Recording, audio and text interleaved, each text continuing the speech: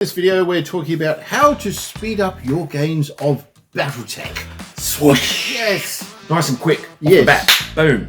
Alright, so Go. look, I like a game of BattleTech. I just don't like it to take weeks, Taryn. Oh, come You on, know? man. You can set the board up, and if you can leave it set up, then you can take months playing one game. Yes, that's awesome. true. Oh, no, wait. We're doing the opposite. That's true. No, that sucks. We're gonna speed this up. So, how do you speed up your games of BattleTech? And we're gonna have a look at that today. Okay. So, probably the first thing is streamline setup and pre-game prep.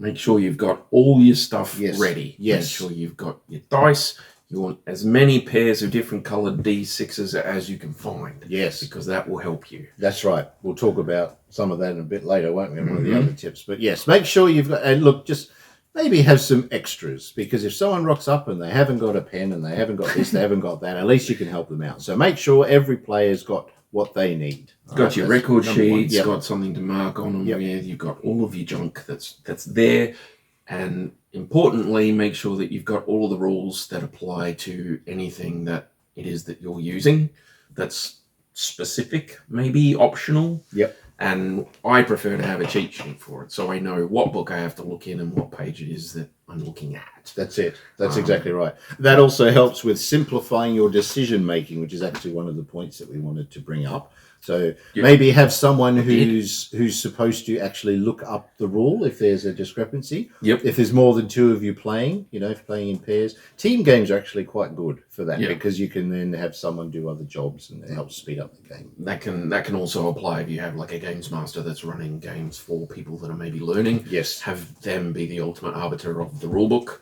Yep. And just work it out afterwards, but have them apply the rule. Yeah, but for worst comes to worst, if you can't find a rule, you can't decide on something, you could just roll some dice, and just get on with it. Whoever wins interprets it, and then you look it up later. That's right. It doesn't matter. If you win by the rules that you agree to play on, it's fine, so that's all good. So one of the other points is the initiative phase. So it's not a big phase, but it is an important phase. I put a question mark. He's put a question mark on that one. How does the fastest phase of the game help you go faster? That's right. So it really, one of the points to remember is the force that you bring along. Okay. Yes. So if you happen to outnumber your opponent, whether you go first or second can actually reduce any negative effects that you might be suffering, depending on whether you need to go first or not. There is that, yes. Mm-hmm. But, I mean, technically the initiative phase is the start of the turn where you will roll a pair of dice to find out who's going first and second and third and fourth. Correct. That's the initiative phase. That's right. So that's why I've got a question mark. So there are some optional rules. There is a vehicle called the HQ, which gives you bonuses. Gives you bonuses. There are certain units, depending on what electronic information and equipment they have in there, gives you a bonus to your initiative roll. I think it's anything that's a bonus is good. Yeah, anything that's bonus is good. I think it's about like 7 tons of communications equipment or something. Yeah, it's pretty full on. Yeah, which is pretty cool. Yeah, and I think it can still hold like 7 troops or something as a little defense force. Some dudes with rifles or something. Oh, in the HQ, yeah. It's got cool. a troop transport section, I'm pretty sure. So things like that. But there are aerospace units and things like that offer you that sort of thing. So look at those, but make sure that you agree with everyone beforehand that you're going to be using those rules. All right. So initiative phase, if you can get an advantage from it with technology or some special rules and things like that, definitely something to consider. I would do that. So yeah, look at that phase as something where you can try and benefit. Well, I mean, that's helping you, but it's not really speeding the game up, is it? No, but it can speed up the game if the advantage is really good. If you find your opponent can't handle it. Take really big guns. That's how you speed the game up. Well, there's another one too, yeah. Blow their head off, you've got them out of the thing, and the game goes way faster.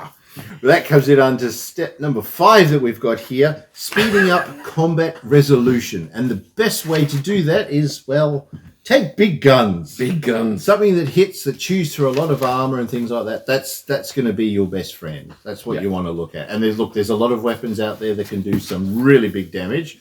The ultra, the heavy Gauss rifle comes to mind. Does a lot of damage. Lots of damage. Range. But I mean, there are some energy weapons that are just famous through the BattleTech history. Things like the PPC, particle projection cannon. Lots of heat, lots of damage, good range, no ammo. Yeah. Taking units been with good. Head chopper weapons, they call big them. guns, or with guns that don't take ammo that you have to record keep for, Yep. that sort of thing, that can help you like move your game along faster. Yeah. I mean, some people say, look, that's a lot of eggs in one basket sort of thing. If you miss with that weapon, it's a lot of heat, it's Famous a lot of damage. But, yeah, I mean, have a look at the mechs that are out there. Have a look at their weapon loadouts and just say, look, how long is it going to take me to resolve all my shooting and how much damage can I actually do? Things like that. People generally don't think about it, but it is something, especially if you're getting new into BattleTech, this is something to consider. We're thinking about it a lot because 90% of ours only go for 8 turns. Yeah. Yeah, that's true. I got to do damage fast. I got to be thinking. Well, one thing that can speed your combat up is to have plenty of dice. Plenty of dice. You want them D6, you want them the same size and the same color, but you want them paired. So you want 2 yellow ones and 2 blue ones and 2 green ones and 2 black ones. Like, have that and you can roll lots and lots of weapons very, very quickly. Yeah. And that will speed it up. Definitely. So you want to have a look at what reduces the amount of dice you actually need to roll. But also have plenty of dice to do the rolling. To do what you need no matter to what do. you do, you are going to roll a lot of dice. And not just dice. There's apps out there that you can use to help you with your dice rolling and resolution of things like that. Yep. Dice towers tend to be quite popular because it keeps all the dice together. They don't go rolling all over the table and knocking things over. Luckily, it's a hex-based system, so you just put the model back where it is. But if you're playing some other games, especially in a tournament, it can be very frustrating for some people. I would recommend using the Solaris and Megamech Lab because they allow you to put the charts and tables and things on your record sheet. On your record sheet is I think so someone nice. put a comment down about that at one point. Yeah. And that is, you get the cluster roll table, you get your 2 hit modifiers, you get all of that, and it's all on the record sheet for the unit at the same time, so you can look it all up without having to go to the book or a quick reference sheet or anything like that. That's right. It's really, really good. It helps.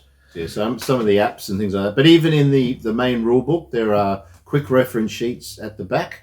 You can copy those, print them out. They are available for free on the BattleTech.com website, and I you believe. can still buy hard copies. You could buy hard copies, yep, there's all that sort of thing. Which is pretty cool. Yeah, stuff like that is really, really good. But make sure that, especially to cut down on time, make sure that you can communicate well with your players and that you understand a lot of things, probably before you get started. That will speed up your game a lot. Just be open and honest about things and you'll be right. But it's definitely, look, BattleTech can be as complicated as you want it to be, and you don't really want it to be that complicated. It can slow down, but sometimes that's what you want. If it's not, then you've got to try and find ways to speed it up. Yeah. So there you go. So there are some tips and tricks on how to speed up your games of BattleTech. Use them or don't use them. Or don't use them, we don't care. Just do what you got to do. Anti-swoosh.